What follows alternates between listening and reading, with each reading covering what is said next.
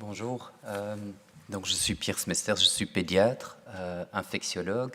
Je dirige le département de pédiatrie de l'hôpital universitaire des enfants Reine Fabiola ici à Bruxelles. Et je suis enseignant à l'Université libre de Bruxelles et à ce titre j'enseigne notamment la vaccinologie aux étudiants de 5e année en médecine.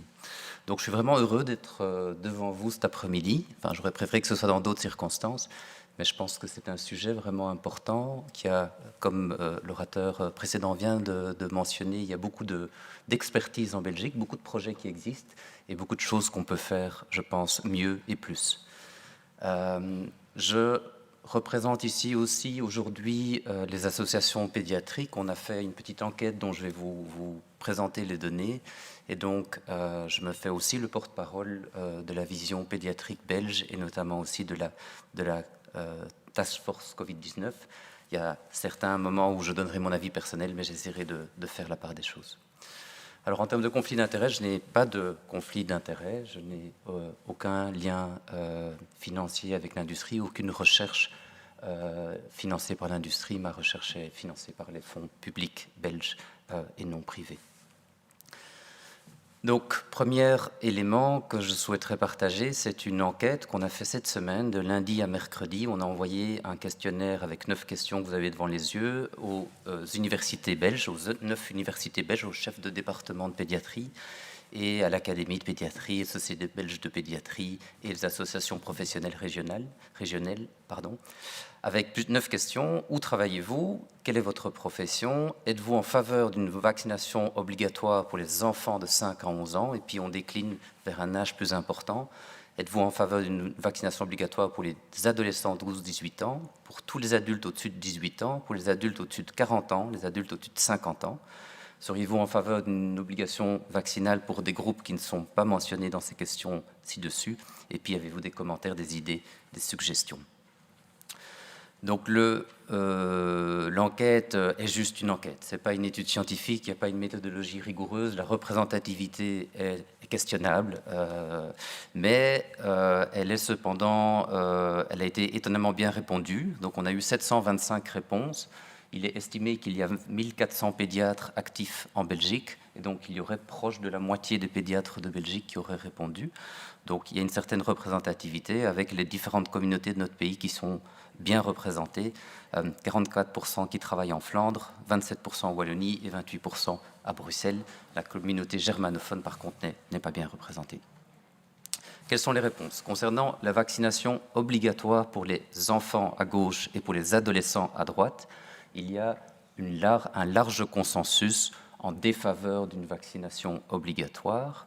La position pédiatrique est que ce vaccin est formidable, on est content d'avoir un vaccin disponible, on le conseille dans un colloque singulier avec nos patients, mais nous ne pensons pas que la vaccination obligatoire soit une bonne chose pour ces enfants, de par la balance risque-bénéfice qui est différente dans cette classe d'âge-là que dans les populations plus âgées, et avec aussi l'élément qu'on a déjà entendu plusieurs fois, qui est que, comme pédiatre, on est très très amoureux de notre programme de vaccination et qu'on veut vraiment le préserver, le faire grandir, et que le Covid ne nous entraîne pas dans des difficultés que nous souhaiterions éviter.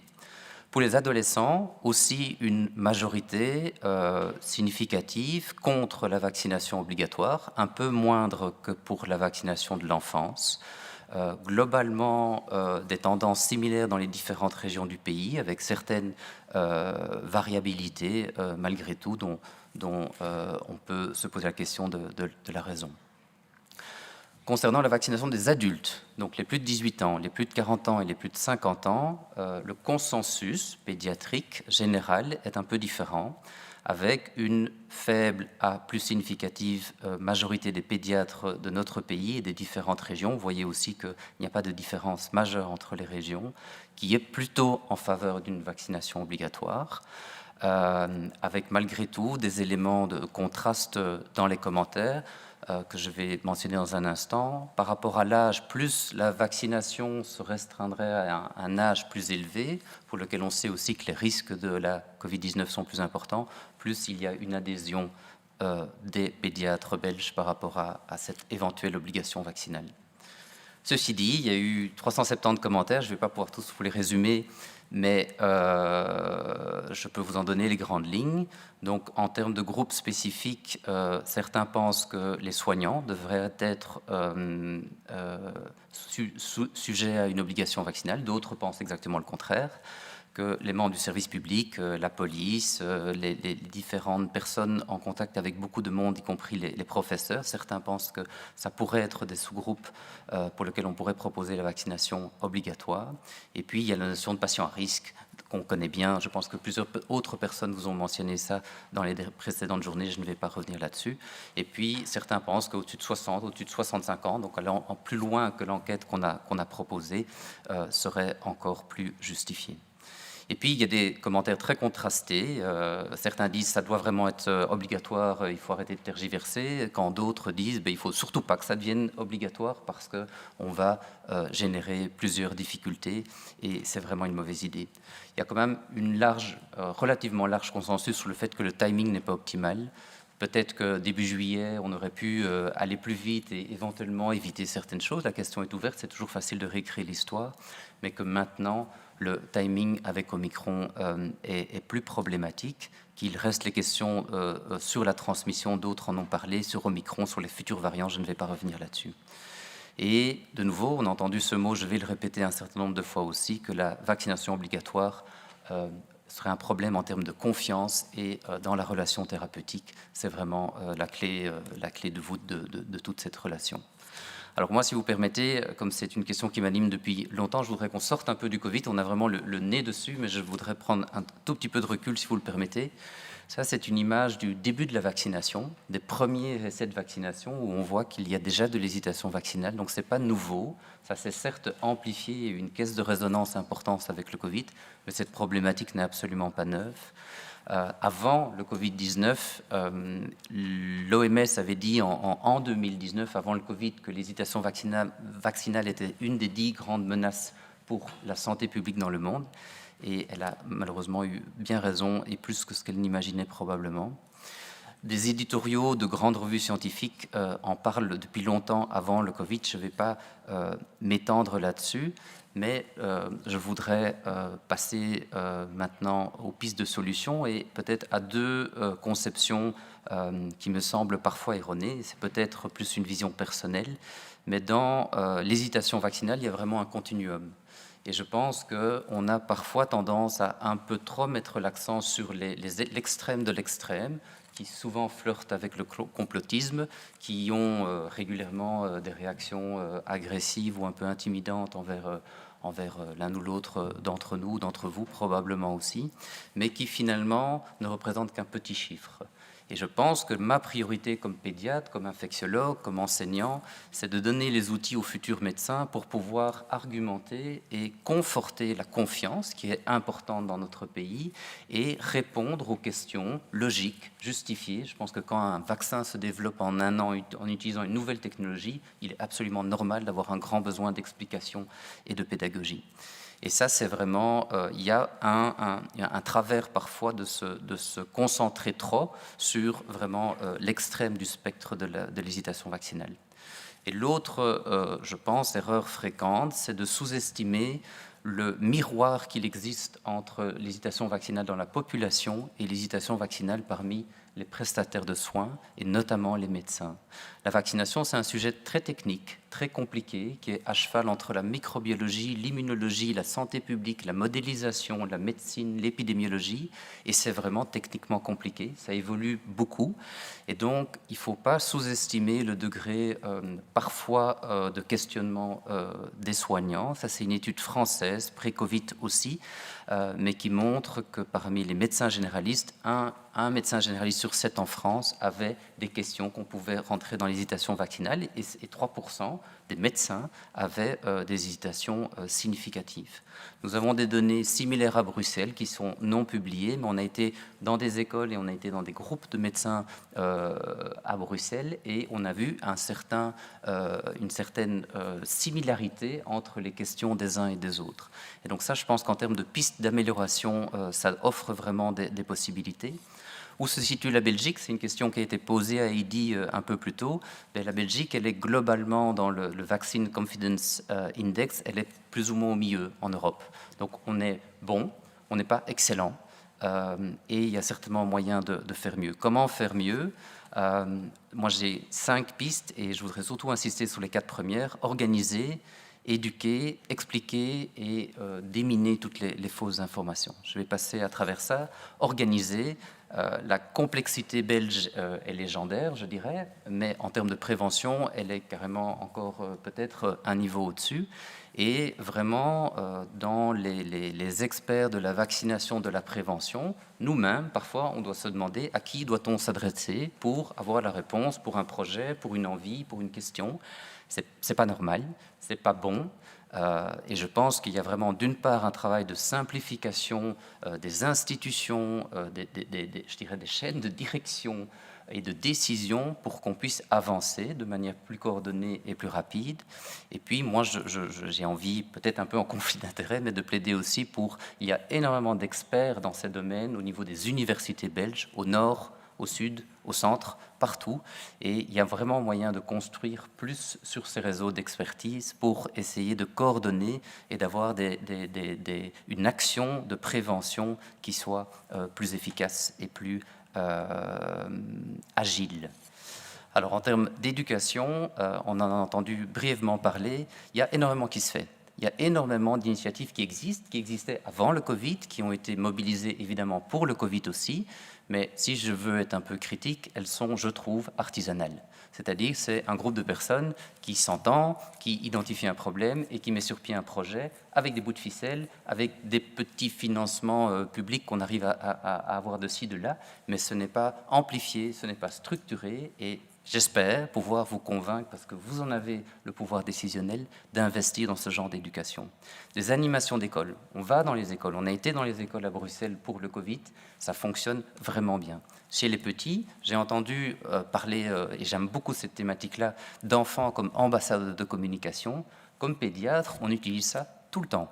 On explique la maladie à l'enfant, on lui demande de poser des questions, il a moins de filtres, il a moins d'inhibition à poser des questions, j'ai rien compris, c'est pas clair, ce genre de choses, et c'est un vecteur pour que les adultes comprennent des thématiques compliquées. Donc les enfants sont vraiment partie de la solution, et je pense, je suis pédiatre, mais pas du problème comme ça parfois été stigmatisé dans notre pays, mais pas que ça évidemment. Il y a des BD, il y a des livres, il y a des applis sur les smartphones qui aident vraiment à développer de l'esprit critique dont on a furieusement besoin, je pense qu'on est tous d'accord. Il y a des programmes spécifiques sur les adolescents, la vaccination HPV, c'est une vaccination de l'adolescent, c'est une vaccination par laquelle on peut protéger ses partenaires, c'est une vaccination qui peut être cool, qui peut être chouette et qui peut être tournée très positivement. Il y a des pays où on offre des vaccins pour des fêtes familiales.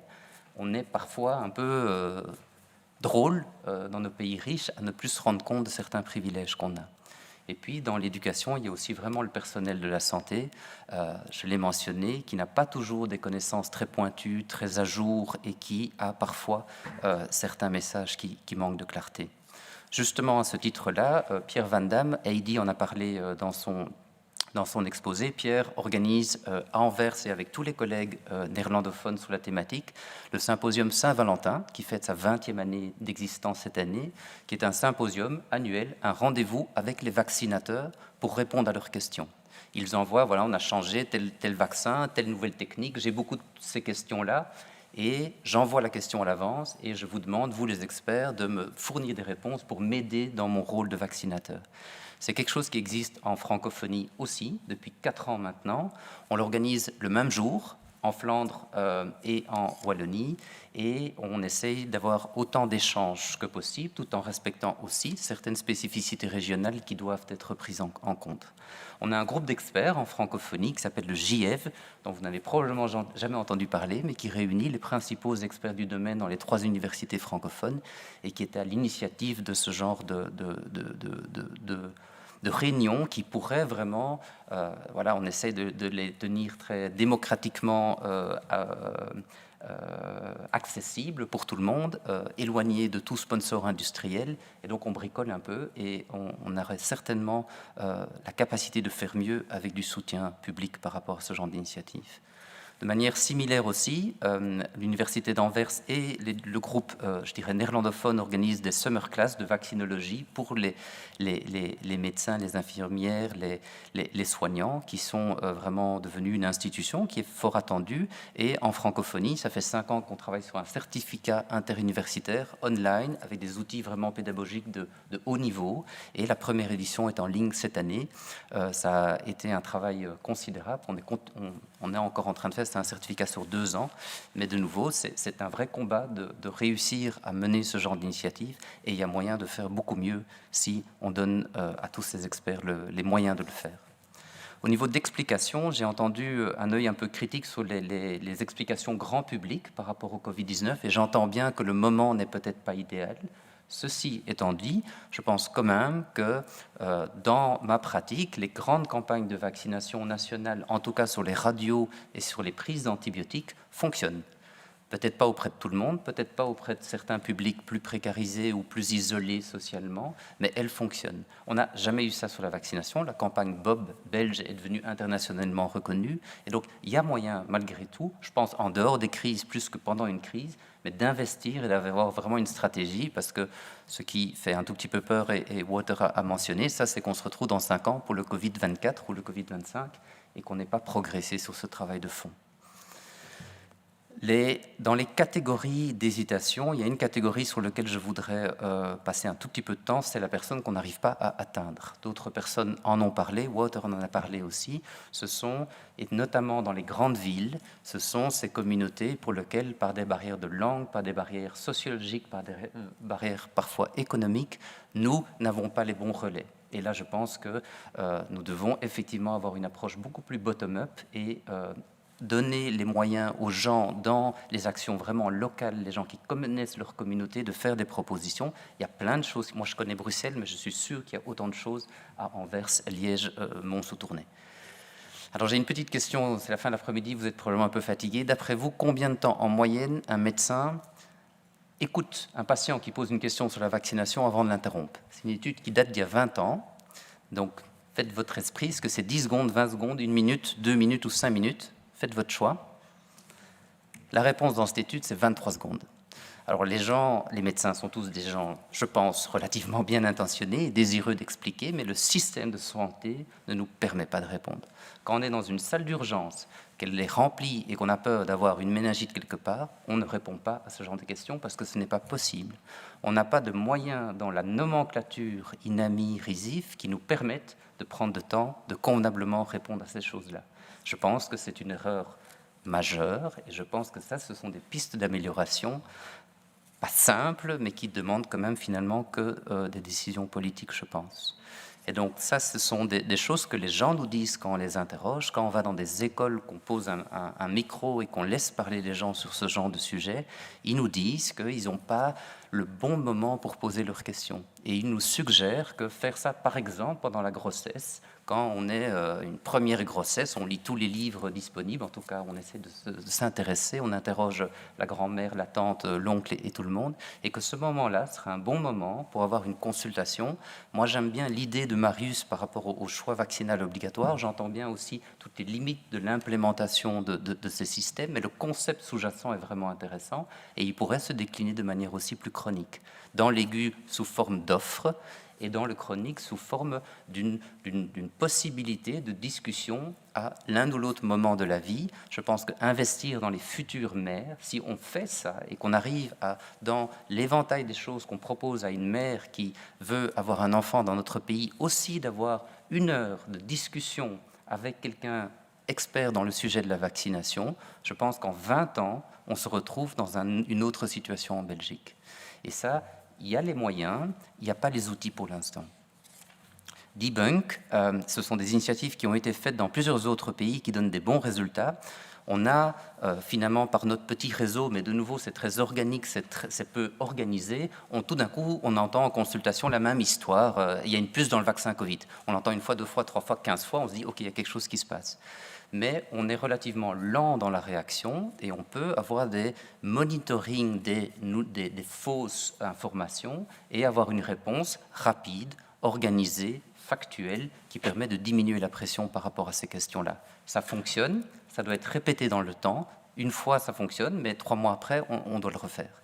Et donc, il y a aussi des groupes Facebook ou des différentes plateformes bien modérées où on prend le temps, on ne rentre pas, comme bien souvent malheureusement, dans l'invective et la caricature, mais avec une discussion organisée, préparée, qui permettent vraiment d'aller plus au fond des choses, d'être beaucoup plus convaincant dans les explications qu'on donne, parce que les gens se sont sentis écoutés. Je ne sais plus qui a mentionné ça cet après-midi, mais je pense que c'est une des clés, effectivement. Alors évidemment, les réseaux sociaux sont compliqués, sont des outils extraordinaires d'information, mais il y a clairement un problème de l'entre-soi et du vase clos d'idées. Et là, je suis complètement incompétent, mais je jette l'idée comme d'autres l'ont fait. N'y a-t-il pas moyen, malgré tout, d'avoir un impact sur ces grandes forces pour pouvoir ouvrir un peu plus le débat et élever le débat plutôt que le rabaisser? Je n'ai pas la réponse et je ne suis absolument pas expert. Alors voilà. Après ça, on arrive à l'obligation, et j'ai envie juste de donner 2 exemples, 2 grands pays autour de nous, la France d'un côté, l'Angleterre de l'autre côté, 2 pays extraordinaires que j'aime beaucoup, et je ne veux certainement pas polariser le débat, mais la France, comme Heidi en a parlé, est l'archétype du pays à haut taux d'hésitation vaccinale, et la francophonie est peut-être plus fragile d'une manière ou d'une autre par rapport à ça.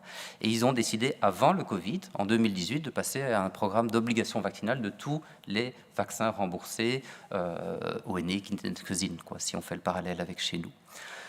Effectivement, ça a augmenté le taux de vaccination, mais la question c'est, et Heidi l'a mentionné, je ne vais pas répéter, est-ce que ça a augmenté la confiance? Probablement chez certains qui demandent une obligation pour passer le pas, mais probablement que ça a nettement diminué chez d'autres qui estiment qu'on leur force la main. Et je pense que je comprends bien qu'on se pose la question de l'obligation vaccinale, mais si on ne se la pose pas à l'aune de la confiance que ça va générer sur le long terme, je pense personnellement, et c'est mon avis personnel, qu'on se trompe de débat. Et puis l'Angleterre a une politique de vaccination très différente. Et je voudrais juste donner un exemple.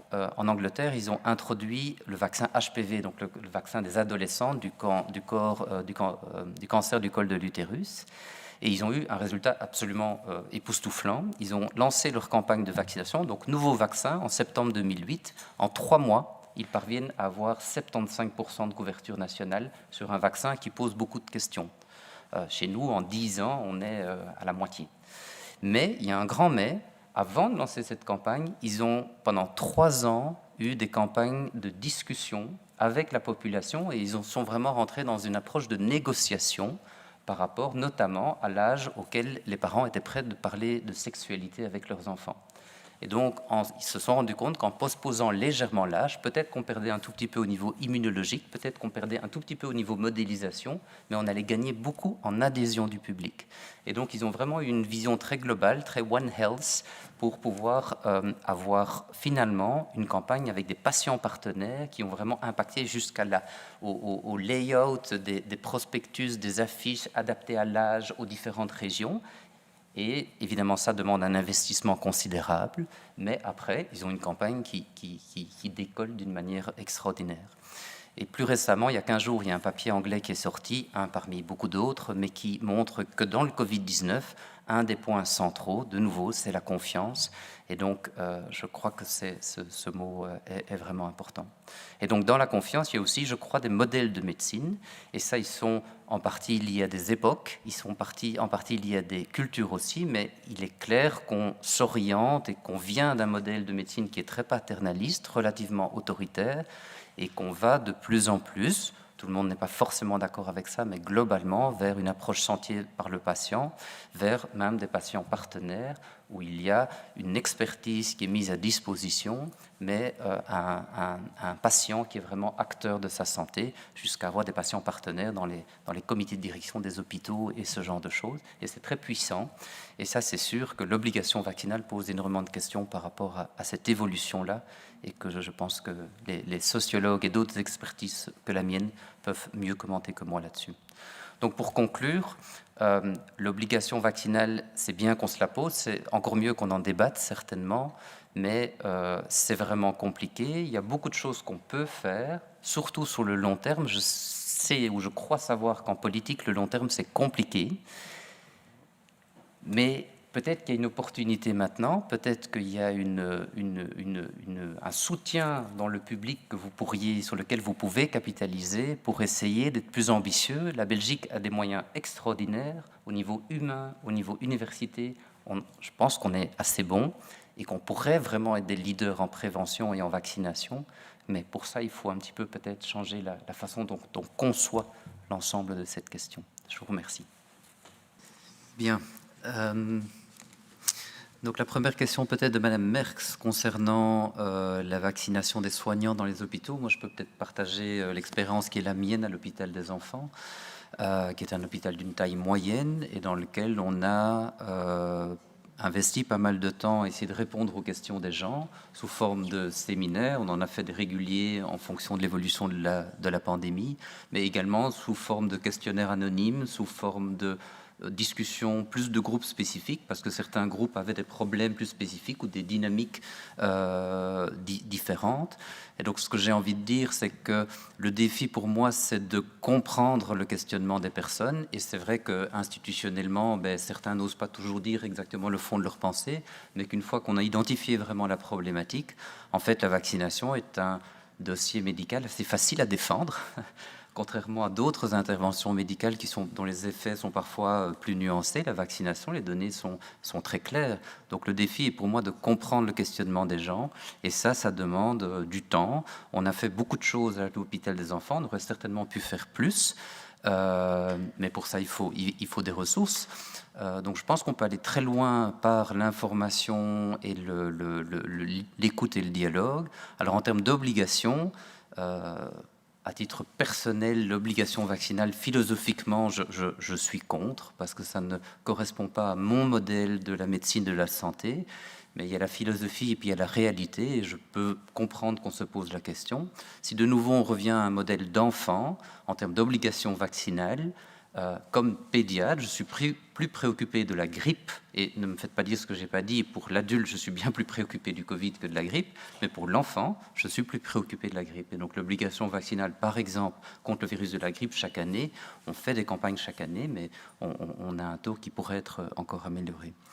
Donc, je pense avoir répondu à cette question. Monsieur Rigaud, qui me demandait mon tiercé gagnant entre le CST, le pass vaccinal et l'obligation vaccinale. Alors, comme pédiatre, c'est facile de vous répondre, c'est aucun des trois. Et je pense être le porte-parole de ma profession autant que de ma personne, donc ça, c'est facile. Alors, évidemment, comme adulte, si je me fais le porte-parole de la profession, c'est l'obligation vaccinale, vous l'aurez compris. À titre personnel, je suis moins convaincu. Je pense que c'est une arme à double tranchant et qu'il ne faut pas sous-estimer le côté négatif à long terme. Maintenant, je pense que si un nouveau variant arrive, est préoccupant et demande une campagne de vaccination rapide, je pense qu'il y a des circonstances dans lesquelles l'obligation vaccinale peut se justifier. À titre personnel, je ne pense pas que ces circonstances sont actuellement le cas, mais je peux le comprendre. Alors, par rapport à votre remarque sur la prévention, je me permets une boutade. Je suis heureux de vous entendre. Et donc, les budgets de la prévention vont tripler dans les 5 années à venir. C'est formidable. Merci beaucoup. Et que faire pratiquement? Je pense qu'offrir dans les populations plus précarisées, notamment dans nos villes, offrir une consultation chez son médecin généraliste, voire une discussion chez son pharmacien. Dans nos études de focus group, on était surpris de voir comme les pharmaciens, ce qui est contre-intuitif, moi, peut-être, mais on observe que les pharmaciens sont des personnes de confiance pour ces discussions. Donc, offrir des choses, proposer, on vous offre une consultation, vous serez examiné des pieds à la tête. Je pense qu'en santé publique, ce serait extraordinaire et je serais très heureux d'avoir ça. Alors, Madame Fary, par rapport à la différence que vous notez entre la Wallonie et le Bruxelles et peut-être la Flandre en termes d'obligation vaccinale, je la nuancerai peut-être parce que la Flandre aussi, les pédiatres de Flandre étaient majoritairement favorables à l'obligation vaccinale. Comment on explique ces différences? J'en suis incapable. C'est un résultat qui m'a surpris. Je l'ai eu il y a 48 heures et je n'ai pas les informations pour pouvoir le commenter. Ce serait intéressant d'essayer de le comprendre. Je partage votre questionnement.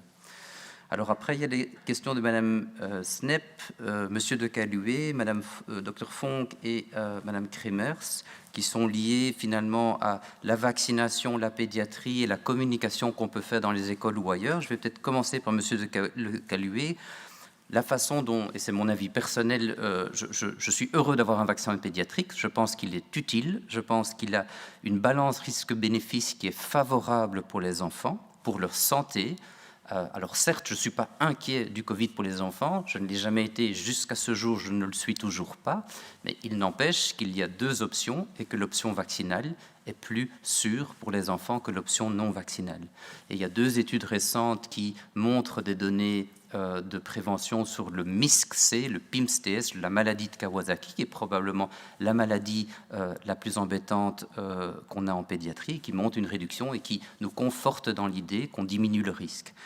Les effets indirects, les écoles que vous avez mentionnées, là la discussion est plus compliquée. Parce qu'on est maintenant avec Omicron, parce qu'on est avec une efficacité sur la transmission qui est moindre, et parce que je pense qu'il est parfois malhonnête d'opposer vaccination à ouverture des écoles. C'est plus large que ça. Il y a d'autres éléments, et les effets de la vaccination indirecte sont certes encore présents, mais leur étendue est difficile à mesurer. Je ne pense pas qu'on ait des données excellentes à ce niveau-là. Et puis, je pense que la troisième ligne d'argument, c'est la protection altruiste. Certaines familles, certains enfants vont être rassurés d'avoir un vaccin parce qu'il y a un grand-père, une grand-mère, un frère, une sœur, un oncle qui est fort malade et qu'ils sont inquiets de transmettre cette maladie. Et donc, certes, ce n'est pas parfait, mais c'est un peu la seule chose qu'on peut faire de manière un peu structurelle au niveau immunologique. Donc, je pense que nous avons un devoir d'information, de proposer ces trois lignes d'arguments. Et je pense qu'il faut laisser le choix éclairer des familles. Est-ce que je suis inquiet par rapport au danger? Non. Je ne suis pas inquiet par rapport au danger. Je pense que les données sur la table en termes de sécurité du vaccin sont tout à fait suffisantes. Et je disais autre chose cet été, quand je voyais les données chez les adolescents, où j'avais peur que le problème des myocardites soit plus important chez les enfants. Le vaccin pédiatrique, la formulation pédiatrique a, à mon sens, résolu cette problématique. Et les chiffres de sécurité me rassurent complètement. Alors, on a le recul qu'on a, mais on sait aussi que la sécurité vaccinale est essentiellement dans les semaines et 2-3 mois qui suivent. Donc, je suis rassuré par rapport au danger. Madame Snep, vous mentionnez qu'on aurait vacciné, si j'ai bien compris, des enfants sans l'approbation des parents. À ma connaissance, ce n'est pas correct. Au-dessus de 16 ans, oui, les enfants, les adolescents ont leur liberté de choix et je pense que c'est probablement, s'il faut mettre un âge, un bon âge. Mais à ma connaissance, en dessous de 16 ans, il faut l'approbation des parents. En termes d'information, de nouveau, moi je suis heureux d'avoir un vaccin, mais je ne suis pas complètement choqué si une famille ne souhaite pas faire vacciner ses enfants. Il y a d'autres vaccins pédiatriques sur lesquels j'insisterai beaucoup plus que le vaccin contre le Covid, qui n'est, dans l'ensemble des vaccinations pédiatriques, probablement pas la plus importante. Alors, par rapport à votre question sur le prochain variant, je pense que personne ne peut dire quoi que ce soit. La seule chose dont on est sûr, c'est que la situation est différente aujourd'hui parce que la naïveté de la population, j'entends autant en termes immunologiques, est complètement différente aujourd'hui. Et ça a un impact probable sur l'évolution future du variant. Ça n'empêche absolument pas que un nouveau variant plus dangereux puisse arriver. Et je pense que personne ne peut dire dans ce qui est possible, plus, moins, la même chose. Je me garderai de tout pronostic, mais la grande différence, c'est que la population humaine n'est plus aussi naïve, et ça a un impact sur le devenir de l'évolution qui est certain. Docteur Fonck, j'aime beaucoup votre idée d'avoir un meilleur outil pour pouvoir vraiment plus précisément dire oui, non, peut-être. J'ai l'impression que c'est difficile à construire. Il faudrait peut-être encore qu'on s'asseye, qu'on réfléchisse et qu'on refasse un peu notre travail. Mais pour l'instant, on n'y arrive pas. J'ai l'impression qu'avec la granulation des données qu'on a, on est dans des grands principes et dans des données, mais qu'il y a encore une part d'ombre qui, à mon sens, doit laisser la liberté individuelle pouvoir s'exprimer.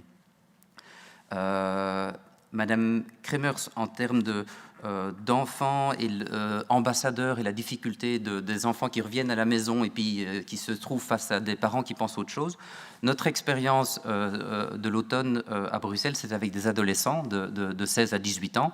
Donc je pense quand même qu'ils sont déjà avec une certaine indépendance d'esprit. Et puis le but n'est pas de qui sortent avec je veux me faire vacciner. Notre but, je pense à tous de faire ça, c'est d'être sûr que les gens prennent la décision basée sur des vraies informations scientifiques et pas sur l'une ou l'autre erreur, bêtise ou malinformation qu'on peut avoir sur le net. Et donc répondre à leurs questions et vraiment leur donner les outils pour eux-mêmes avoir une décision qui mature et qui peut effectivement parfois être en contradiction avec celle de leurs parents.